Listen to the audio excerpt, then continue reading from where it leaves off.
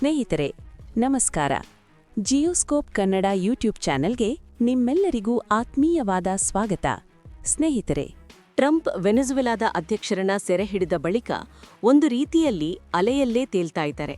ಇನ್ನೊಂದು ಅರ್ಥದಲ್ಲಿ ಹೇಳಬೇಕು ಅಂತಂದ್ರೆ 100% ಡಿಕ್ಟೇಟರ್ ರೀತಿಯಲ್ಲೇ ಟ್ರಂಪ್ ವರ್ತಿಸ್ತಾ ಇದ್ದಾರೆ.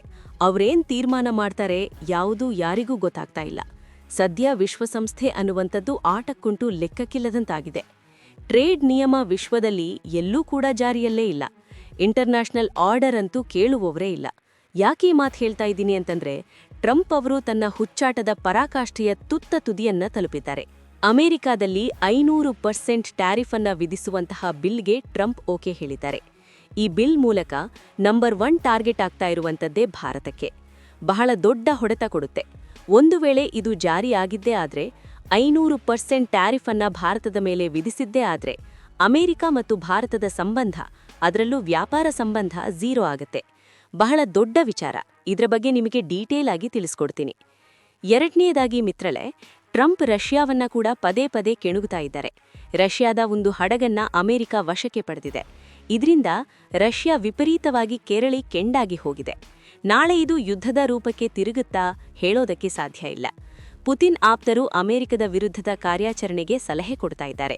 ನಾವು ಸುಮ್ಮನೆ ಕೂರಬಾರ್ದು, ನಮ್ಮ ಪ್ರತಿಷ್ಠೆಯ ಪ್ರಶ್ನೆ ಅಂತ ಪುತಿನ್ ಏನಾದರೂ ಆ ರೀತಿಯ ತೀರ್ಮಾನವನ್ನ ಕೈಗೊಂಡಿದ್ದೇ ಆದ್ರೆ ಇದು 3ನೇ ಮಹಾಯುದ್ಧಕ್ಕೆ ಕಾರಣ ಆಗುತ್ತೆ. ಇದೆಲ್ಲದರ ನಡುವೆ ಟ್ರಂಪ್ ತನ್ನ ರಕ್ಷಣಾ ಬಜೆಟನ್ನ 1.5 ಪಟ್ಟು ಹೆಚ್ಚು ಮಾಡೋದಕ್ಕೂ ಕೂಡ ತೀರ್ಮಾನ ಕೈಗೊಂಡಿದ್ದಾರೆ. ಇದೆಲ್ಲವೂ ಸಹ ಬಹಳ ಡೇಂಜರಸ್ ಆದಂತಹ ನಡೆಗರೆ. ಇದೆಲ್ಲದರ ಬಗ್ಗೆ ಈ ವಿಡಿಯೋದಲ್ಲಿ ನಿಮಗೆ ಡೀಟೇಲ್ ಆದಂತಹ ಮಾಹಿತಿಯನ್ನ ಕೊಡುವ ಪ್ರಯತ್ನ ಮಾಡ್ತೀನಿ. ನೀವು ಈ ವಿಡಿಯೋನ ಕೊನೆವರೆಗೂ ಮಿಸ್ ಮಾಡದೆ ನೋಡಿ. ಮೊದಲಿಗೆ ಈ 500% ಟ್ಯಾರಿಫ್ ವಿಚಾರದಿಂದಲೇ ಶುರು ಮಾಡೋಣ. ಇದನ್ನ ಕೇಳಿದ್ರೆ ನಿಮ್ಗೆ ನಗು ಬರುತ್ತೆ ಅಲ್ವಾ? ಯಾವುದಾದ್ರೂ ಒಂದು ವಸ್ತುವಿನ ಮೇಲೆ 500% ಟ್ಯಾರಿಫ್ ಅನ್ನ ವಿಧಿಸಿದ್ರೆ ಅದು ವ್ಯಾಪಾರ ಆಗೋದಕ್ಕೆ ಸಾಧ್ಯವಾ? 100% ಟ್ಯಾರಿಫ್ ವಿಧಿಸಿದಂತಹ ಸಂದರ್ಭದಲ್ಲೇ ಅದು ವ್ಯಾಪಾರ ಆಗೋದಿಲ್ಲ. ಮಾರುಕಟ್ಟೆಯಲ್ಲಿ ಪ್ರತಿಸ್ಪರ್ಧಿ ಬ್ರ್ಯಾಂಡ್ಗೆ ಅದು ಪೈಪೋಟಿಯನ್ನ ಕೊಡೋದಕ್ಕೆ ಆಗದೆ ಹೊರಟು ಹೋಗ್ಬಿಡುತ್ತೆ. ಅಂಥದ್ರಲ್ಲಿ 500% ಟ್ಯಾರಿಫ್ ಅನ್ನ ವಿಧಿಸಿದ್ರೆ ಯೋಚನೆ ಮಾಡಿ ಹೇಗಾಗಬಹುದು ಅಂತ. ಆದ್ರೆ ಟ್ರಂಪ್ ಈಗ ಅದಕ್ಕೂ ಕೂಡ ಮುಂದಾಗ್ತಾ ಇದ್ದಾರೆ. ನಿಮ್ಗೆ ಈ ವಿಚಾರ ಹೊಸದೇನಲ್ಲ ಅಂತ ಅನ್ಕೊಳ್ತೀನಿ. ಈ ಹಿಂದೆಯೂ ಕೂಡ ನಾನೊಮ್ಮೆ ತಿಳಿಸ್ಕೊಟ್ಟಿದ್ದೆ. ಅಮೆರಿಕಾದಲ್ಲಿ ಲಿಂಡ್ಸಿ ಗ್ರಾಮ್ ಅನ್ನುವಂತಹ ಟ್ರಂಪ್ ಅವರ ಆಪ್ತ ಸಂಸದ ಒಬ್ಬ ಇದ್ದಾನೆ. ಈತನಿಗೂ ಕೂಡ ವಯಸ್ಸಾಗಿದೆ. ಸ್ವಲ್ಪ ಅರುಳೋ ಮರುಳೋ ಇರಬಹುದು. ಟ್ರಂಪ್ ಏನೂ ಈತನಿಗೆ ಹೆಚ್ಚಿಗೆ ಮಣೆ ಹಾಕಿರ್ಲಿಲ್ಲ. ಅಂದ್ರೆ ಈತನಿಗೆ ಯಾವುದೇ ಅಧಿಕಾರ ಸಿಕ್ಕಿರ್ಲಿಲ್ಲ. ಆದ್ರೂ ಕೂಡ ಟ್ರಂಪ್ ಕ್ಲೋಸ್ ಸರ್ಕಲ್ನಲ್ಲಿ ಈತ ಕಾಣಿಸ್ಕೊಳ್ತಾ ಇದ್ದ. ಈತನಿಗೆ ಒಂತರಹ ಪ್ರಚಾರದ ಹುಚ್ಚು. ಏನಾದ್ರೂ ಮಾಡಿ ಲೈಮ್ಲೈಟ್ಗೆ ಬರ್ಬೇಕಲ್ಲ, ಅದಕ್ಕೆ ಈತ ಕಂಡುಕೊಂಡಂತಹ ದಾರಿ ಏನು ಕೇಳಿದ್ರೆ 500% ಟ್ಯಾರಿಫ್ ಹಾಕುವಂತಹ ಒಂದು ಬಿಲ್ ಅನ್ನ ತಂದಿದ್ದು. ಈ ಹಿಂದೆಯೇ ಲಿಂಡ್ಸಿ ಗ್ರಾಮ್ ಇದರ ಬಗ್ಗೆ ಚರ್ಚೆ ಮಾಡಿದ್ದ. ಆದ್ರೆ ಇದು ಮುನ್ನೆಲೆಗೆ ಬಂದಿರಲಿಲ್ಲ. ಅಂದ್ರೆ ಟ್ರಂಪ್ ಅವರು ಒಪ್ಪಿಗೆಯನ್ನ ಸೂಚಿಸಿರ್ಲಿಲ್ಲ. ಮೊದಲಿಗೆ ಈ ಲಿಂಡ್ಸಿ ಗ್ರಾಮ್ ತರ್ತಾ ಇರುವಂತಹ ಬಿಲ್ನ ಬಗ್ಗೆ ಚಿಕ್ಕದಾಗಿ ಹೇಳ್ಬಿಡ್ತೀನಿ. ರಷ್ಯಾ ಉಕ್ರೇನ್ ಯುದ್ಧದಲ್ಲಿ ಭಾಗಿಯಾಗಿದೆಯಲ್ಲ, ಈ ರಷ್ಯಾವನ್ನ ತಡೆಯೋದಕ್ಕೋಸ್ಕರವಾಗಿ, ಅಂದ್ರೆ ರಷ್ಯಾದ ಎಕನಾಮಿಗೆ ದೊಡ್ಡ ಹೊಡೆತ ಕೊಡುವಂತಹ ಉದ್ದೇಶದಿಂದ ರಷ್ಯಾ ಜೊತೆಗೆ ಯಾರ್ಯಾರು ವ್ಯಾಪಾರವನ್ನ ಇಟ್ಕೊಂಡಿದ್ದಾರೋ, ಅದರಲ್ಲೂ ಮುಖ್ಯವಾಗಿ ಯುರೇನಿಯಂ ಮತ್ತು ರಷ್ಯಾದ ತೈಲವನ್ನ ಯಾರು ಖರೀದಿ ಮಾಡ್ತಾ ಇದ್ದಾರೋ ಅಂತಹ ದೇಶಗಳ ಮೇಲೆ 500% ಟ್ಯಾರಿಫ್ ಹಾಕುವಂತಹ ಅವಕಾಶವನ್ನ ಟ್ರಂಪ್ಗೆ ಕೊಡುವಂಥದ್ದು. ಈ ಬಿಲ್ ಅಮೆರಿಕಾದಲ್ಲಿ ಪಾಸ್ ಆಯಿತು ಅಂತಂದ್ರೆ ಟ್ರಂಪ್ಗೆ ಅಂತಹ ಶಕ್ತಿ ಬಂದ್ಬಿಡುತ್ತೆ. ಈ ಬಿಲ್ನ ಹೆಸರು ಸ್ಯಾಂಕ್ಷನಿಂಗ್ ಆಫ್ ರಷ್ಯಾ ಆಕ್ಟ್ 2025. ಈಗ ಇದರಲ್ಲಿ ಏನಪ್ಪಾ ಡೆವಲಪ್ಮೆಂಟ್ ಆಗಿದೆ ಅಂತಂದ್ರೆ, ಈ ಬಿಲ್ನ ಟ್ರಂಪ್ ಅವರು ಒಪ್ಕೊಂಡಿದ್ದಾರೆ. ಓಕೆ, ಇದನ್ನ ಪಾಸ್ ಮಾಡೋಣ ಅಂತ ಹೇಳಿ ಅಮೆರಿಕದ ಸಂಸತ್ತಿಗೆ ಕಳುಹಿಸಿಕೊಟ್ಟಿದ್ದಾರೆ. ಮುಂದಿನ ವಾರ ಅಮೆರಿಕದ ಸಂಸತ್ನಲ್ಲಿ ಈ ಬಿಲ್ ಮಂಡನೆ ಆಗುತ್ತೆ. ಆಗ ಅಮೆರಿಕ ಸಂಸತ್ನಲ್ಲಿ ಇದು ಪಾಸ್ ಆಗಿದ್ದೇ ಆದ್ರೆ ಬಿಲ್ ಜಾರಿಗೆ ಬರುತ್ತೆ. ಈ ಬಿಲ್ ಪಾಸ್ ಆಗುತ್ತಾ ಕೇಳಿದ್ರೆ, ಒಂದು ಕಡೆ ಟ್ರಂಪ್ ಅವರಿಗೆ ಬಹಳ ದೊಡ್ಡ ಮೆಜಾರಿಟಿ ಇದೆ. ಎರಡನೇದಾಗಿ ಅಮೆರಿಕದ ಡೆಮೊಕ್ರೆಟಿಕ್ ಪಕ್ಷ ಇದೆಯಲ್ಲ, ವಿಪಕ್ಷ, ಅವರು ಕೂಡ ಇದನ್ನ ಬೆಂಬಲಿಸ್ತಾರೆ. ಯಾಕೆಂತಂದ್ರೆ ಡೆಮೊಕ್ರೆಟಿಕ್ಗಳು ಕೂಡ ಉಕ್ರೇನನ್ನ ಬೆಂಬಲಿಸುವಂಥವರೇ. ಹೀಗಾಗಿ ಉಕ್ರೇನ್ ಪರವಾಗಿ ಏನೇ ತೀರ್ಮಾನ ಕೈಗೊಂಡ್ರೂ ಕೂಡ ಅವರು ಅದಕ್ಕೆ ಬೆಂಬಲ ಕೊಡ್ತಾರೆ. ಆದ್ರೆ ಇಲ್ಲೂ ಕೂಡ ಒಂದು ಇಂಟ್ರೆಸ್ಟಿಂಗ್ ಅಂಶ ಇದೆ.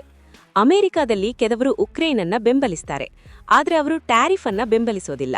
ಟ್ರಂಪ್ ಅವರ ಟ್ಯಾರಿಫ್ ನೀತಿಯನ್ನ ವಿರೋಧಿಸುವಂಥವರು ರಿಪಬ್ಲಿಕನ್ ಪಕ್ಷದಲ್ಲೂ ಇದ್ದಾರೆ, ಡೆಮೊಕ್ರೆಟಿಕ್ ಪಕ್ಷದಲ್ಲೂ ಕೂಡ ಇದ್ದಾರೆ. ಹೀಗಾಗಿ 100% ಈ ಬಿಲ್ ಪಾಸ್ ಆಗಿಯೇ ಬಿಡುತ್ತೆ ಅಂತ ಶರ ಬರೆಯೋದಕ್ಕೆ ಆಗೋದಿಲ್ಲ. ಆದರೆ ಪಾಸ್ ಆಗುವಂತಹ ಚಾನ್ಸಸ್ ಜಾಸ್ತಿ ಇದೆ. ಈ ಬಿಲ್ ಮೂಲಕವಾಗಿ ಯಾವ ದೇಶವನ್ನ ಟಾರ್ಗೆಟ್ ಮಾಡಲಾಗ್ತಾ ಇದೆ ಕೇಳಿದ್ರೆ, ಮುಖ್ಯವಾಗಿ ಚೈನಾ, ಭಾರತ, ಬ್ರೆಜಿಲ್ ಈ 3 ದೇಶಗಳು ಪ್ರಮುಖವಾದಂತಹ ಟಾರ್ಗೆಟ್. ಇವತ್ತು ಈ ಬಗ್ಗೆ ಎಕ್ಸ್ನಲ್ಲಿ ಪೋಸ್ಟ್ ಮಾಡಿರುವಂತಹ ಲಿಂಡ್ಸೆ ಗ್ರಾಹಮ್ ಈ 3 ದೇಶದ ಹೆಸರನ್ನ ಕೂಡ ಮೆನ್ಷನ್ ಮಾಡಿದ್ದಾನೆ. ಈ 3 ದೇಶಗಳು ರಷ್ಯನ್ ಆಯಿಲ್ ಅನ್ನ ಖರೀದಿ ಮಾಡಿಬಿಟ್ಟು ರಷ್ಯಾದ ಎಕನಾಮಿಗೆ ಹಣ ಕೊಡ್ತಾ ಇದ್ದಾವೆ. ಈ ಮೂಲಕವಾಗಿ ಉಕ್ರೇನ್ನಲ್ಲಿ ಬ್ಲಡ್ ಹರಿಸೋದಕ್ಕೆ ಈ 3 ದೇಶಗಳು ಸಾಥ್ ಕೊಡ್ತಾ ಇದ್ದಾವೆ. ಒಂದು ವೇಳೆ ಈ ಬಿಲ್ ಜಾರಿಯಾಗಿದ್ದೇ ಆದ್ರೆ ಈ 3 ದೇಶಗಳನ್ನ ಒತ್ತಡಕ್ಕೆ ಈಡು ಮಾಡಬಹುದು ಅಂತ ಈ ಲಿಂಡ್ಸೆ ಗ್ರಾಹಮ್ ಬರೆದುಕೊಂಡಿದ್ದಾನೆ. ಅಲ್ಲಿಗೆ ನಿಮಗೆ ಪಕ್ಕಾ ಆಯಿತು ತಾನೆ? ಇದು ಭಾರತ, ಚೈನಾ ಮತ್ತು ಬ್ರೆಜಿಲ್ ಅನ್ನ ಗುರಿಯಾಗಿಸಿಯೇ ಈ ಬಿಲ್ ಅನ್ನ ಇಂಟ್ರೊಡ್ಯೂಸ್ ಮಾಡಲಾಗ್ತಾ ಇದೆ ಅಂತ. ಸ್ನೇಹಿತರೆ, ಈಗ ನಿಮಗೊಂದು ಪ್ರಶ್ನೆ ಬರ್ತಾ ಇರಬಹುದು. ಒಂದು ವೇಳೆ 500% ಟ್ಯಾರಿಫ್ ಅನ್ನ ಭಾರತದ ಮೇಲೆ ವಿಧಿಸಿದ್ದೇ ಆದ್ರೆ ಏನಾಗುತ್ತೆ? ಭಾರತ ಮತ್ತು ಅಮೆರಿಕದ ನಡುವೆ ವ್ಯಾಪಾರ ನಡೆಯೋದಕ್ಕೆ ಸಾಧ್ಯ ಇದೆಯಾ ಅಂತ. ಖಂಡಿತವಾಗ್ಲೂ ಸಾಧ್ಯ ಇಲ್ಲ. ₹1 ವ್ಯಾಪಾರ ಮಾಡೋದಕ್ಕೂ ಸಾಧ್ಯ ಇಲ್ಲ. ಹೇಗೆ ಅಂತ ನಿಮಗೆ ಹೇಳ್ತೀನಿ. ಈಗ ಭಾರತದ ಮೇಲೆ ಅಮೆರಿಕ 50% ಟ್ಯಾರಿಫ್ ಅನ್ನ ವಿಧಿಸಿದೆ. 25% ಟ್ಯಾರಿಫ್ ಅನ್ನ ರೆಸಿಪ್ರೋಕಲ್ ಟ್ಯಾರಿಫ್ ಅಂತ ಟ್ರಂಪ್ ವಿಧಿಸಿದ್ರು. ಆನಂತರ 25% ಅನ್ನ ರಷ್ಯಾದಿಂದ ಆಯಿಲ್ ಖರೀದಿ ಮಾಡ್ತಾ ಇದ್ದೀವಿ ಅನ್ನುವ ಕಾರಣಕ್ಕೋಸ್ಕರವಾಗಿ ಟ್ರಂಪ್ ವಿಧಿಸಿದ್ದಾರೆ. ಅಲ್ಲಿಗೆ ಭಾರತ 50% ಟ್ಯಾರಿಫ್ ಅನ್ನ ಪೇ ಮಾಡ್ತಾ ಇದೆ. ಈಗ ಭಾರತದ ಒಂದು ವಸ್ತು ಅಮೆರಿಕದಲ್ಲಿ ₹100ಗೆ ಮಾರಾಟ ಆಗ್ತಾ ಇದ್ರೆ ಈ 50% ಟ್ಯಾರಿಫ್ ಕಾರಣದಿಂದಾಗಿ ಅದರ ಬೆಲೆ ₹150 ಆಗಿದೆ. ಇಂತಹ ಟ್ಯಾರಿಫ್ ನಡುವೆಯೂ ಕೂಡ ಭಾರತದ ವಸ್ತುಗಳು ಅಮೆರಿಕದ ಮಾರುಕಟ್ಟೆಯಲ್ಲಿ ಈಗಲೂ ಸಹ ಕಾಂಪಿಟೇಟಿವ್ ಆಗಿದ್ದಾವೆ. ಆದರೆ ಒಂದು ವೇಳೆ 500% ಟ್ಯಾರಿಫ್ ಅನ್ನ ಭಾರತದ ಮೇಲೆ ವಿಧಿಸಿದ್ದಾದ್ರೆ ಭಾರತ ಒಂದೇ ಒಂದು ವಸ್ತುವನ್ನ ಮಾರಾಟ ಮಾಡೋದಕ್ಕೆ ಸಾಧ್ಯ ಇಲ್ಲ. ಯಾಕೆ ಕೇಳಿದ್ರೆ ಈ ಹಿಂದೆ ₹100 ಇದ್ದಂತಹ ವಸ್ತುಗಳು ಈಗ ₹150ಗೆ ಅಮೆರಿಕದಲ್ಲಿ ಸೇಲ್ ಆಗ್ತಾ ಇದೆ. 500% ಟ್ಯಾರಿಫ್ ಬರ್ತಿದ್ದ ಹಾಗೆ ಅದು ₹600ಗೆ ಏರಿಕೆಯಾಗುತ್ತೆ. ಆ ಸಂದರ್ಭದಲ್ಲಿ ಭಾರತದ ವಸ್ತುಗಳನ್ನ ಯಾರು ಖರೀದಿ ಮಾಡ್ತಾರೆ? ಟೋಟಲಿ ಅಮೆರಿಕ ಮತ್ತು ಭಾರತದ ನಡುವಿನ ವ್ಯಾಪಾರ ಸ್ತಬ್ಧವಾಗ್ಬಿಡುತ್ತೆ. ಹಾಗಾದ್ರೆ ಈ ಲಿಂಡ್ಸೆ ಗ್ರಾಹಮ್ ತರ್ತಾ ಇದ್ದಾನಲ್ಲ 500% ಟ್ಯಾರಿಫ್ನ ಬಿಲ್, ಇದು ಪಾಸ್ ಆಗ್ತಿದ್ದ ಹಾಗೆ ಭಾರತದ ಮೇಲೆ ಆಟೋಮೆಟಿಕಲಿ 500% ಟ್ಯಾರಿಫ್ ವಿಧಿಸಲಾಗುತ್ತಾ ಕೇಳಿದ್ರೆ ಇಲ್ಲ. ಬದಲಾಗಿ ಈ ಬಿಲ್ ಪಾಸ್ ಆಗಿದ್ದೇ ಆದ್ರೆ ಟ್ರಂಪ್ಗೆ ಈ ಬಿಲ್ ಶಕ್ತಿಯನ್ನ ಕೊಡುತ್ತೆ. ಟ್ರಂಪ್ ಅವರು ರಷ್ಯನ್ ಆಯಿಲ್ ಅನ್ನ ತಡೆಯುವಂತ ಉದ್ದೇಶದಿಂದ, ಅಂದ್ರೆ ರಷ್ಯಾದ ಎಕಾನಮಿಗೆ ಹಣ ಹರಿಯದಂತೆ ಮಾಡೋದಕ್ಕೋಸ್ಕರವಾಗಿ ಯಾವುದೇ ದೇಶದ ಮೇಲೆ 500% ವರೆಗೂ ಕೂಡ ಟ್ಯಾರಿಫ್ ವಿಧಿಸುವಂತ ಅಧಿಕಾರವನ್ನ ಈ ಬಿಲ್ ಟ್ರಂಪ್ಗೆ ಕೊಡುತ್ತೆ. ಅಂದ್ರೆ ಸೂಕ್ಷ್ಮವಾಗಿ ಅರ್ಥ ಮಾಡ್ಕೊಳ್ಳಿ. ಈ ಬಿಲ್ ಪಾಸ್ ಆಗಿದ್ದೇ ಆದ್ರೆ ಟ್ರಂಪ್ ಮನಸ್ಸೋ ಇಚ್ಛೆ ವರ್ತಿಸಬಹುದು. ಈಗಾಗಲೇ ಅವರು ಮನಸ್ಸಿಗೆ ಬಂದಂತೆ ವರ್ತಿಸ್ತಾ ಇದ್ದಾರೆ. ಇದಿನ್ನೂ ಜಾಸ್ತಿ ಆಗುತ್ತೆ. ಈ ಹಾರೋ ಮಂಗಕ್ಕೆ ಏಣಿ ಚಾಚೋದು ಅಂತಾರಲ್ಲ, ಹಾಗಾಗುತ್ತೆ. ಟ್ರಂಪ್ ಭಾರತದ ಮೇಲೆ ಬೇಕಾದ್ರೂ ಒಂದು 200-300% ಟ್ಯಾರಿಫ್ ಅನ್ನ ಘೋಷಣೆ ಮಾಡಬಹುದು. ಚೈನಾ ಮೇಲೆ ಬೇಕಾದ್ರೂ ಘೋಷಣೆ ಮಾಡಬಹುದು. ಬ್ರೆಜಿಲ್ ಮೇಲೆ ಬೇಕಾದ್ರೂ ಘೋಷಣೆ ಮಾಡಬಹುದು. ಟ್ರಂಪ್ ಅವರಿಗೆ ಯಾವುದೇ ನಿಬಂಧನೆಗಳು ಇರೋದಿಲ್ಲ. ಹೀಗಾಗಿ ಈ ಬಿಲ್ಲನ್ನ ಭಾರತ ಮತ್ತು ಅಮೆರಿಕದ ವ್ಯಾಪಾರಕ್ಕೆ ಮರಣ ಶಾಸನ ಅಂತಲೇ ವಿಶ್ಲೇಷಣೆ ಮಾಡಲಾಗ್ತಾ ಇದೆ. ಮಿತ್ರರೇ, ರಷ್ಯನ್ ಆಯಿಲ್ ವಿಚಾರದಲ್ಲಿ ಇವರು ಯಾಕೆ ಇಷ್ಟು ಟಾರ್ಗೆಟ್ ಮಾಡ್ತಾ ಇದ್ದಾರೆ ಕೇಳಿದ್ರೆ ಅದಕ್ಕೊಂದು ಪ್ರಮುಖವಾದಂಥ ಕಾರಣ. ರಷ್ಯಾ ಇವತ್ತು ತನ್ನ ಎಕಾನಮಿಯನ್ನ ವಾರ್ ಎಕಾನಮಿಯಾಗಿ ಕನ್ವರ್ಟ್ ಮಾಡಿದೆ. ನಿಮಗೆಲ್ಲ ಗೊತ್ತೇ ಇದೆ. ಇವತ್ತು ಕೂಡ ನೀವು ನೋಡ್ತಾ ಇದ್ದೀರಿ, ಅಮೆರಿಕ ಯಾವುದಾದ್ರೂ ಒಂದು ದೇಶವನ್ನ ಟಾರ್ಗೆಟ್ ಮಾಡ್ತು ಅಂತಂದ್ರೆ ಅವರು ಮೊದಲಿಗೆ ಹೋಗಿ ಯುದ್ಧ ಮಾಡೋದಿಲ್ಲ. ತೀರಾ ಬಡಪಾಯಿ ದೇಶವಾದ್ರೆ ಮೊದಲಿಗೆ ಯುದ್ಧ ಮಾಡ್ಬಿಡ್ತಾರೆ, ಈ ಅಫ್ಘಾನಿಸ್ತಾನದಂಥ ದೇಶಗಳು. ಆದ್ರೆ ಸ್ವಲ್ಪ ಶಕ್ತಿ ಇದೆ ಅಂತಾದ್ರೆ ಅವರು ಮೊದಲಿಗೆ ಯುದ್ಧ ಮಾಡೋದಕ್ಕೆ ಹೋಗುವುದಿಲ್ಲ. ಅವರನ್ನ ದಂಡಿಸೋದಕ್ಕೆ ಅಮೆರಿಕ ಪ್ರಪ್ರಥಮವಾಗಿ ಬಳಸುವಂತ ಅಸ್ತ್ರವೇ ಆರ್ಥಿಕ ಅಸ್ತ್ರ. ನಿಮ್ ಕಣ್ಣೆದುರುಗಡೆ ಉದಾಹರಣೆ ಇದೆ. ಇವತ್ತು ಇರಾನ್ನಲ್ಲಿ ಏನಾಗ್ತಾ ಇದೆ? ವಿಪರೀತವಾಗಿ ಪ್ರತಿಭಟನೆ ಆಗ್ತಾ ಇದೆ. ಜನ ಅಲ್ಲಿನ ಸರ್ಕಾರದ ವಿರುದ್ಧ ರೊಚ್ಚಿಗೆದ್ದು ಬೀದಿಗಿಳಿದಿದ್ದಾರೆ. ಯಾಕೋಸ್ಕರವಾಗಿ? ಇರಾನ್ನ ಕರೆನ್ಸಿ ಪಾತಾಳಕ್ಕೆ ಕುಸಿದು ಹೋಗಿದೆ, ಆರ್ಥಿಕತೆ ಕೊಲ್ಯಾಪ್ಸ್ ಆಗಿದೆ. ಇದಕ್ಕೆಲ್ಲ ಕಾರಣ ಯಾರು ಕೇಳಿದ್ರೆ ಅಮೆರಿಕದ ಸ್ಯಾಂಕ್ಷನ್ಸ್. ವೆನೆಜುವೆಲಾ ಕಥೆನೂ ಕೂಡ ಹೀಗೆ ಆಗಿದ್ದು. ವೆನೆಜುವೆಲಾ ಮೇಲೆ ಅತ್ಯಂತ ಕಠಿಣವಾದಂಥ ನಿರ್ಬಂಧವನ್ನ ಹೇರಿ ಅವರ ಬಳಿಯಲ್ಲಿ ಅತ್ಯಧಿಕ ಆಯಿಲ್ ಸಂಪತ್ ಇದ್ರೂ ಕೂಡ ಅದನ್ನ ಮಾರಾಟ ಮಾಡಲಾರದಂತೆ ಅಮೆರಿಕ ತಡೆದಿತ್ತು. ಹೀಗಾಗಿ ವೆನೆಜುವೆಲಾ ಕೂಡ ಆರ್ಥಿಕವಾಗಿ ಸಂಕಷ್ಟವನ್ನ ಎದುರಿಸಿದಾಕಿ ಅಂತಿಮವಾಗಿ ಸೇನಾ ಕಾರ್ಯಾಚರಣೆ ಮಾಡಿ ಆ ದೇಶವನ್ನ ಮುಗಿಸ್ಬಿಟ್ರು. ಈಗ ಮಿತ್ರರೇ, ರಷ್ಯಾ ವಿಚಾರದಲ್ಲೂ ಕೂಡ ಅಮೆರಿಕ ಹೀಗೆ ಮಾಡೋದಕ್ಕೆ ಹೊರಟಿತ್ತು. ಆದರೆ ರಷ್ಯಾ ಅಷ್ಟು ಸಣ್ಣ ದೇಶ ಅಲ್ಲ, ಅಷ್ಟು ಸುಲಭವಾಗಿ ಬಗ್ಗೋದು ಇಲ್ಲ. ರಷ್ಯಾ ಅತ್ಯಂತ ಸಂಪದ್ಭರಿತವಾದಂಥ ವಿಶಾಲವಾದಂಥ ದೇಶ. ಜೊತೆಗೆ ಅಲ್ಲಿರುವಂಥ ಲೀಡರ್ ಪುತಿನ್ ಕೂಡ ಬಹಳ ಬುದ್ಧಿವಂತರೆ. ಅವರೇನು ಅಷ್ಟು ಸುಲಭಕ್ಕಲ್ಲ ಜಗ್ಗುವಂಥ ಮನುಷ್ಯ ಅಲ್ಲ. ಹೀಗಾಗಿ ಅಮೆರಿಕದ ಸ್ಯಾಂಕ್ಷನ್ಸ್ಗೆ ಪುತಿನ್ ಸೆಡ್ ಹೊಡೆದ್ರು. ಯಾವ ರೂಪದಲ್ಲಿ ಕೇಳಿದ್ರ, ತನ್ನ ಅತ್ಯಂತ ಕ್ಲೋಸ್ ಸರ್ಕಲ್ನಲ್ಲಿರುವಂತಹ ದೇಶಗಳ ಜೊತೆಗೆ ವ್ಯಾಪಾರವನ್ನ ಜಾಸ್ತಿ ಮಾಡಿದ್ರು. ತನ್ನ ಎಕಾನಮಿಯನ್ನ ವಾರ್ ಎಕಾನಮಿ ಅಡಿ ಬದಲಾಯಿಸಿಕೊಂಡ್ರು. ಈ ವಾರ್ ಎಕಾನಮಿ ಹೇಗೆ ರನ್ ಆಗುತ್ತೆ ಕೇಳಿದ್ರೆ, ಈ ಯುದ್ಧ ಹೀಗೆ ಮುಂದುವರಿತಾ ಇದ್ರೂ ಕೂಡ ಇನ್ನೊಂದು ಕಡೆಯಲ್ಲಿ ಅಮೆರಿಕ ಮತ್ತು ಯುರೋಪ್ ಮೇಲಿಂದ ಮೇಲೆ ಸ್ಯಾಂಕ್ಷನ್ಸ್ಗಳನ್ನ ಹೇರ್ತಾ ಇದ್ರೂ ಕೂಡ ರಷ್ಯಾಗೆ ಎಷ್ಟು ಹಣ ಬೇಕೋ ಅಷ್ಟು ಹಣಕ್ಕೆ ಏನೂ ತೊಂದರೆ ಆಗೋದಿಲ್ಲ. ಅವರ ಬೇಸಿಕ್ ಎಕಾನಮಿ ಏನಿದೆ ಅದಕ್ಕೆ ಯಾವುದೇ ರೀತಿಯಲ್ಲೂ ಡ್ಯಾಮೇಜ್ ಆಗೋದಿಲ್ಲ. ಆ ರೀತಿಯಾದಂಥ ಒಂದು ವಾರ್ ಎಕಾನಮಿಯನ್ನ ರಷ್ಯಾ ಸಿದ್ಧಪಡಿಸಿಕೊಂಡಿದೆ. ಅಂದ್ರೆ ತನ್ನ ದೇಶದಲ್ಲಿರುವಂತಹ 15 ಕೋಟಿ ಜನರಿದ್ದಾರಲ್ಲ, ಅವರಿಗೆ ಯಾವುದೇ ರೀತಿಯಲ್ಲೂ ಕೂಡ ಆರ್ಥಿಕವಾಗಿ ಸಂಕಷ್ಟ ಆಗಬಾರದು, ಅವರ ದಿನನಿತ್ಯದ ಜೀವನಕ್ಕೆ ಏನೂ ತೊಂದರೆ ಆಗಬಾರದು. ಅದಕ್ಕೇನು ಬೇಕೋ ಅಷ್ಟು ಹಣವನ್ನ ರಷ್ಯಾ ಸಂಪಾದನೆ ಮಾಡ್ತಾ ಇದೆ. ಯಾವುದರ ಮೂಲಕವಾಗಿ ಕೇಳಿದ್ರೆ, ತನ್ನ ಆಯಿಲ್, ತನ್ನ ನ್ಯಾಚುರಲ್ ರಿಸೋರ್ಸ್, ಇದರ ಮೂಲಕವಾಗಿ. ಇದು ಅಮೆರಿಕದ ಈಗೋವನ್ನ ಹರ್ಟ್ ಮಾಡಿದೆ. ನಾವು ಇಷ್ಟೆಲ್ಲ ಮಾಡಿದ್ರೂ ಕೂಡ ರಷ್ಯಾ ಜಗತಾ ಇಲ್ವಲ್ಲ ಅಂತ. ಅದಕ್ಕೋಸ್ಕರವಾಗಿ ಯಾರು ರಷ್ಯಾದ ಜೊತೆಗೆ ನಿಂತ್ಕೊಂಡಿದ್ದಾರೋ, ಯಾರು ರಷ್ಯಾದಿಂದ ಬೈ ಮಾಡ್ತಾ ಇದ್ದಾರೋ ಅವರನ್ನ ದಂಡಿಸೋದಕ್ಕೆ ಅಮೆರಿಕ ಹೊರಟಿದೆ. ಆದರೆ ಈ ಬಿಲ್ನಲ್ಲಿ ಒಂದು ಇಂಟ್ರೆಸ್ಟಿಂಗ್ ಅಂಶವನ್ನ ಕೂಡ ಮೆನ್ಷನ್ ಮಾಡಲಾಗಿದೆ. ಕೇವಲ ಆಯಿಲ್ ಮಾತ್ರ ಅಲ್ಲ, ರಷ್ಯಾದಿಂದ ಯುರೇನಿಯಂ ಅನ್ನ ಯಾರ್ಯಾರು ಖರೀದಿ ಮಾಡ್ತಾ ಇದ್ರೋ ಅವರ ಮೇಲೂ ಕೂಡ 500% ಟ್ಯಾರಿಫ್ ಅನ್ನ ವಿಧಿಸಬಹುದು ಅಂತ. ವಿಷಯ ಏನು ಕೇಳಿದ್ರೆ, ಅಮೆರಿಕವೇ ರಷ್ಯಾದಿಂದ ನಿರಂತರವಾಗಿ ಯುರೇನಿಯಂ ಅನ್ನ ಬೈ ಮಾಡ್ತಾ ಇದೆ. ಈ ಬಗ್ಗೆ ಪುತಿನ್ ಸ್ವತಃ ಹೇಳಿಕೆ ಕೊಟ್ಟಿದ್ದಾರೆ. ಹೀಗಾಗಿ ಟ್ಯಾರಿಫ್ ವಿಧಿಸೋದಾದ್ರೆ ಟ್ರಂಪ್ ತನಗೆ ತಾನು 500% ಟ್ಯಾರಿಫ್ ಅನ್ನ ಹೇರಬೇಕಾಗುತ್ತೆ.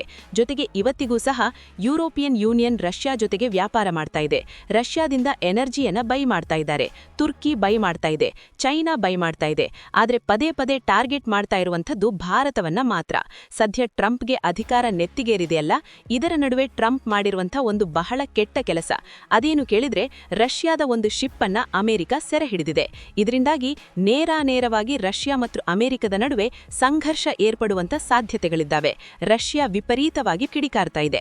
ಅಷ್ಟಕ್ಕೂ ಆಗಿದ್ದೇನು ಕೇಳಿದ್ರೆ, ನಿಮಗೆಲ್ಲ ಗೊತ್ತು, ಅಮೆರಿಕ ಸದ್ಯ ವೆನೆಜುವೆಲಾದ ಅಧ್ಯಕ್ಷರನ್ನ ಸೆರೆ ಹಿಡಿದಿದೆ. ಅದಾಗ್ತಿದ್ದ ಹಾಗೆ ವೆನೆಜುವೆಲಾದಲ್ಲಿ ತನ್ನದೇ ಅಧಿಪತ್ಯ ಇರುತ್ತೆ, ತನ್ನದೇ ಆಡಳಿತ ನಡೆಯುತ್ತೆ ಅಂತ ಟ್ರಂಪ್ ಘೋಷಣೆಯನ್ನ ಕೂಡ ಮಾಡಿದ್ದಾರೆ. ಅಂದ್ರೆ ವೆನೆಜುವೆಲಾವನ್ನ ಅಮೆರಿಕ ತನ್ನ ಅಧಿಕೃತ ಕಾಲನಿಯಾಗಿ ಘೋಷಣೆ ಮಾಡಿದೆ. ಈ ನಡುವೆ ಟ್ರಂಪ್ ಕೈಗೊಂಡಂತಹ ಇನ್ನೊಂದು ನಿರ್ಧಾರ ಏನು ಕೇಳಿದ್ರೆ, ಅಮೆರಿಕ ವೆನೆಜುವೆಲಾದಿಂದ 50 ಮಿಲಿಯನ್ ಬ್ಯಾರೆಲ್ನಷ್ಟು ತೈಲವನ್ನ ಖರೀದಿ ಮಾಡುತ್ತೆ. ಅಂದ್ರೆ ಈಗ ಮಾರ್ಕೆಟ್ ಪ್ರೈಸ್ ಏನಿದೆ ಆ ಪ್ರಕಾರವಾಗಿ ತೈಲವನ್ನ ಖರೀದಿ ಮಾಡುತ್ತೆ. ಯಾವ ಉದ್ದೇಶದಿಂದ ಅಂತಂದ್ರೆ, ವೆನೆಜುವೆಲಾಗೆ ಆರ್ಥಿಕ ಸಹಾಯವನ್ನ ಮಾಡುವಂಥ ಉದ್ದೇಶದಿಂದ. ಮಿತ್ರರೇ, ಇದನ್ನ ನಂಬ್ಕೊಳ್ಬೇಡಿ, ಇದು ಟ್ರಂಪ್ ಹೇಳ್ತಾ ಇರುವಂಥದ್ದು. ವೆನೆಜುವೆಲಾದಿಂದ ಆಯಿಲ್ ಖರೀದಿ ಮಾಡಿ ಅವರಿಗೆ ಹಣ ಕೊಡ್ತೀವಿ ಅಂತ ಹೇಳ್ತಾ ಇದ್ರಲ್ಲ, ಇದೆಲ್ಲ ನಾಟಕ. ಯಾಕೆ ಕೇಳಿದ್ರೆ, ಟ್ರಂಪ್ ಈಗ ಘೋಷಣೆ ಮಾಡಿದ್ದಾರಲ್ಲ, ಅದೇ ಪೋಸ್ಟ್ನಲ್ಲಿ ಇನ್ನೊಂದು ಅಂಶವನ್ನ ಕೂಡ ಮೆನ್ಷನ್ ಮಾಡಿದ್ದಾರೆ. ಅದೇನು ಕೇಳಿದ್ರೆ, ಮುಂದಿನ ದಿನಗಳಲ್ಲಿ ವೆನೆಜುವೆಲಾಗೆ ಅಗತ್ಯವಿರುವಂಥ ಎಲ್ಲಾ ವಸ್ತುಗಳನ್ನ ಅಮೆರಿಕ ಪೂರೈಕೆ ಮಾಡುತ್ತೆ. ಅಮೆರಿಕಾದಿಂದಲೇ ವೆನೆಜುವೆಲಾ ಖರೀದಿ ಮಾಡಬೇಕು. ಈಗ ಆಯಿಲ್ಗೆ ಹಣ ಕೊಡ್ತಾರಲ್ಲ, ಆ ಹಣವನ್ನ ಅಮೆರಿಕದ ವಸ್ತುಗಳನ್ನ ಖರೀದಿ ಮಾಡುವ ಮೂಲಕ ವೆನೆಜುವೆಲಾ ವಾಪಸ್ ಕೊಡಬೇಕು. ಅಂದ್ರೆ ಟೋಟಲಿ ವೆನೆಜುವೆಲಾವನ್ನ ಅಮೆರಿಕ ತನ್ನ ಕಪಿಮುಷ್ಟಿಯಲ್ಲಿ ಇಟ್ಕೊಳ್ಳುವಂತ ಪ್ರಯತ್ನ. ವೆನೆಜುವೆಲಾಗೆ ಯಾವುದೇ ಮುಕ್ತವಾದಂಥ ಸ್ವಾತಂತ್ರ್ಯ ಇರೋದಿಲ್ಲ. ಈಗ ಭಾರತದಿಂದ ನಾನು ವ್ಯಾಪಾರ ಮಾಡ್ತೀನಿ, ರಷ್ಯಾದಿಂದ ವ್ಯಾಪಾರ ಮಾಡ್ತೀನಿ, ವೆನೆಜುವೆಲಾ ಹೇಳುವಂತೆ ಇಲ್ಲ. ಅಮೆರಿಕ ಏನು ಹೇಳುತ್ತೋ ಅದನ್ನ ಮಾಡಬೇಕು. ಇದರ ಜೊತೆಗೆ ಟ್ರಂಪ್ ಇನ್ನೊಂದನ್ನ ಏನು ಘೋಷಣೆ ಮಾಡಿದ್ದಾರೆ ಕೇಳಿದ್ರೆ, ವೆನೆಜುವೆಲಾದಲ್ಲಿರುವಂಥ ರಷ್ಯಾ, ಚೈನಾ, ಇರಾನ್ ಈ 3 ದೇಶದ ವ್ಯಾಪಾರ ಸಂಸ್ಥೆಗಳನ್ನ ಈ ತಕ್ಷಣದಿಂದಲೇ ಹೊರಹಾಕಬೇಕು. ಈ 3 ದೇಶಗಳಿಗೆ ವೆನೆಜುವೆಲಾದಲ್ಲಿ ಎಂಟ್ರಿ ಇರಬಾರದು ಅಂತ ಟ್ರಂಪ್ ಘೋಷಣೆ ಮಾಡಿದ್ದಾರೆ. ಮಿತ್ರರೇ, ವೆನೆಜುವೆಲಾ ಮೇಲೆ ಈ ಹಿಂದಿನಿಂದಲೂ ಕೂಡ ಅಮೆರಿಕದ ನಿರ್ಬಂಧ ಇತ್ತು. ಅವರು ಆಯಿಲ್ ಅನ್ನ ಮುಕ್ತವಾಗಿ ವ್ಯಾಪಾರ ಮಾಡೋದಕ್ಕೆ ಸಾಧ್ಯ ಆಗ್ತಾ ಇರಲಿಲ್ಲ. ಆದರೂ ಕೂಡ ಅವರು ಕಳ್ಳ ಮಾರ್ಗದ ಮೂಲಕವಾಗಿ ವ್ಯಾಪಾರ ಮಾಡ್ತಾ ಇದ್ರು. ನಾನದನ್ನ ಕಳ್ಳ ಮಾರ್ಗ ಅಂತ ಹೇಳೋದಿಲ್ಲ, ಅಮೆರಿಕ ಹೇಳುತ್ತೆ. ಯಾಕೆಂದ್ರೆ ವೆನೆಜುವೆಲಾನ ಆಯಿಲ್ ಅನ್ನ ಅವರು ಮಾರಾಟ ಮಾಡೋದಕ್ಕೆ. ಅದನ್ನ ಯಾಕೆ ಕಳ್ಳ ಮಾರ್ಗ ಅಂತ ಹೇಳಬೇಕು? ಆದ್ರೆ ಅಮೆರಿಕ ನಿರಂತರವಾಗಿ ಈ ಆರೋಪವನ್ನ ಮಾಡ್ತಾ ಇತ್ತು. ಈ ನಡುವೆ ಅಮೆರಿಕ ವೆನೆಜುವೆಲಾವನ್ನ ವಶಕ್ಕೆ ಪಡಿತಲ್ಲ. ಅದಾದ ಬಳಿಕ ಏನಾಯಿತು ಕೇಳಿದ್ರೆ, ವೆನೆಜುವೆಲಾ ದೇಶದಿಂದ ರಷ್ಯಾಗೆ ಒಂದು ಆಯಿಲ್ ಟ್ಯಾಂಕರ್ ಹೋಗ್ತಾ ಇತ್ತು. ಅದರ ಹೆಸರು ಬೆಲ್ಲ. ಕ್ಯಾರಿಬಿಯನ್ ಸಮುದ್ರದಲ್ಲೇ ಅದನ್ನ ತಡೆಯೋದಕ್ಕೆ ಅಮೆರಿಕ ನೋಡಿದೆ. ಅದೇ ಆಗಿಲ್ಲ. ನಿರಂತರವಾಗಿ ಅಟ್ಟಿಸಿಕೊಂಡು ಹೋಗಿದ್ದಾರೆ. ಯಾವಾಗ ಅಮೆರಿಕ ಪಡೆಗಳು ಅಟ್ಟಿಸಿಕೊಂಡು ಬರ್ತಾ ಇರೋದು ಗೊತ್ತಾಯಿತೋ, ರಷ್ಯಾ ತಕ್ಷಣಕ್ಕೆ ತನ್ನ ನ್ಯೂಕ್ಲಿಯರ್ ಕೇಪಬಲ್ ಸಬ್ಮರಿನ್ ಒಂದನ್ನ ರವಾನಿಸಿದೆ. ಆದ್ರೆ ಅಷ್ಟರಲ್ಲಾಗ್ಲೇ ನಾರ್ತ್ ಅಟ್ಲಾಂಟಿಕ್ ಓಷನ್ಗೆ ಬರುವಷ್ಟರಲ್ಲೇ ಆ ಹಡಗನ್ನ ಅಮೆರಿಕ ಕ್ಯಾಪ್ಚರ್ ಮಾಡಿದೆ. ಈ ನಡುವೆ ಅಮೆರಿಕದ ಪಡೆಗಳು ಏನು ಆರೋಪ ಮಾಡ್ತಾ ಇದ್ದಾರೆ ಕೇಳಿದ್ರೆ, ಈ ಟ್ಯಾಂಕರ್ ಶ್ಯಾಡೋ ಫ್ಲೀಡ್. ಮೊದಲಿಗೆ ಇದಕ್ಕೆ ಯಾವುದೇ ಫ್ಲಾಗ್ ಇರಲಿಲ್ಲ, ಬೆಲ್ಲ ಅಂತ ಇದರ ಹೆಸರಿತ್ತು. ಮಧ್ಯದಲ್ಲಿ ಇದಕ್ಕೆ ರಷ್ಯನ್ ಫ್ಲಾಗ್ ಅನ್ನ ಹಾಕ್ಬಿಟ್ಟು ಮೆರಿನೇರಾ ಅನ್ನುವಂಥ ಹೆಸರನ್ನ ಇಡಲಾಗಿದೆ ಅಂತ ಅಮೆರಿಕ ಆರೋಪ ಮಾಡ್ತಾ ಇದೆ. ಈ ನಡುವೆ ರಷ್ಯಾ ಏನ್ ಹೇಳಿದೆ ಅಂತಂದ್ರೆ, ಅದು ನಮಗೆ ಸೇರಿದಂತ ಟ್ಯಾಂಕರ್, ಅದರಿದ್ದಂಥ ಎಲ್ಲಾ ಸಿಬ್ಬಂದಿಯೂ ಕೂಡ ರಷ್ಯನ್ ಸಿಬ್ಬಂದಿ. ಈ ತಕ್ಷಣವೇ ಅಮೆರಿಕ ಅವರನ್ನ ರಿಲೀಸ್ ಮಾಡಬೇಕು. ಅಮೆರಿಕದ ಈ ದುಸ್ಸಾಹಸವನ್ನ ಆಕ್ಟ್ ಆಫ್ ವಾರ್ ಅಂತಲೇ ಪರಿಗಣಿಸುತ್ತೀವಿ, ಹೀಗಂತ ರಷ್ಯಾ ಹೇಳಿದೆ. ಮಿತ್ರರೇ, ರಷ್ಯಾ ಹೇಳೋದ್ರಲ್ಲಿ ತಪ್ಪೇನೂ ಇಲ್ಲ.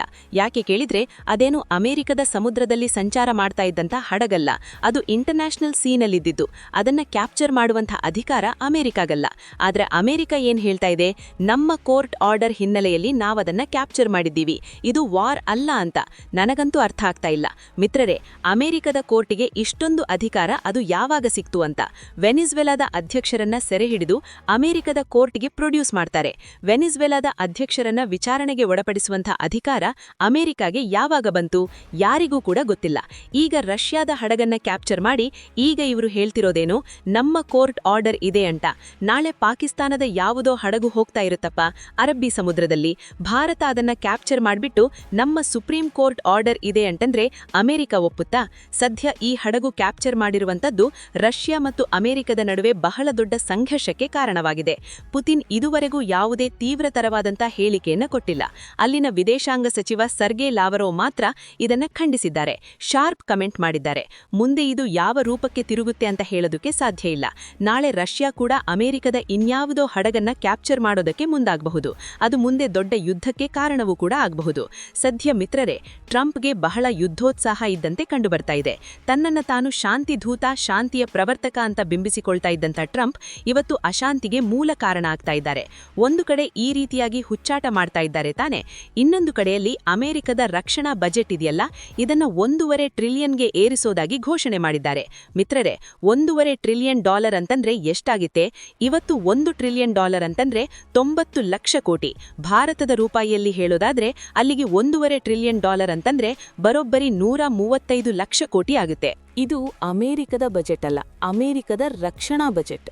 2027ಕ್ಕೆ ನಾವು ಇಂತಹ ರಕ್ಷಣಾ ಬಜೆಟ್ ಮಂಡಿಸ್ತೀವಿ ಅಂತ ಅಮೆರಿಕ ಹೇಳ್ತಾ ಇದೆ. ಅಂದ್ರೆ ಆ ಪ್ರಮಾಣದಲ್ಲಿ ಸೇನೆಯನ್ನ ಸಂಘಟಿಸೋದಕ್ಕೆ ಅಮೆರಿಕ ಹೊರಟಿದೆ. ಇದು ಮಿತ್ರಲೆ ವಿಶ್ವಕ್ಕೆ ಬಹಳ ದೊಡ್ಡ ಮಾರಕ ಆಗುತ್ತೆ. ಮುಂದಿನ ದಿನಗಳಲ್ಲಿ ವೆನಿಜುವೆಲಾದಂತಹ ಪರಿಸ್ಥಿತಿ ಬೇರೆ ಬೇರೆ ದೇಶಗಳಿಗೂ ಕೂಡ ಆಗುತ್ತೆ. ಹಿಂದೆ ಇದ್ದಂತಹ ಕೆಟ್ಟ ವಸಾಹತುಶಾಹಿ ವ್ಯವಸ್ಥೆ ಏನಿದೆ ಮತ್ತೆ ಜಾರಿಗೆ ಬರೋದ್ರಲ್ಲಿ ಯಾವುದೇ ಡೌಟ್ ಇಲ್ಲ. ಈ ಮಾಹಿತಿ ನಿಮಗೆ ಉಪಯುಕ್ತವಾಗಿದ್ದರೆ ಒಂದು ಲೈಕ್ ಕೊಡಿ. ಇಂತಹ ವಿಶ್ಲೇಷಣಾತ್ಮಕ ವಿಡಿಯೋಗಳನ್ನು ಕನ್ನಡದಲ್ಲಿ ನೋಡಲು ನಮ್ಮ ಚಾನೆಲ್ಗೆ ಸಬ್ಸ್ಕ್ರೈಬ್ ಮಾಡಿ ಮತ್ತು ಬೆಲ್ ಐಕಾನ್ ಪ್ರೆಸ್ ಮಾಡಿ. ಮತ್ತೆ ಭೇಟಿಯಾಗೋಣ. ಧನ್ಯವಾದಗಳು.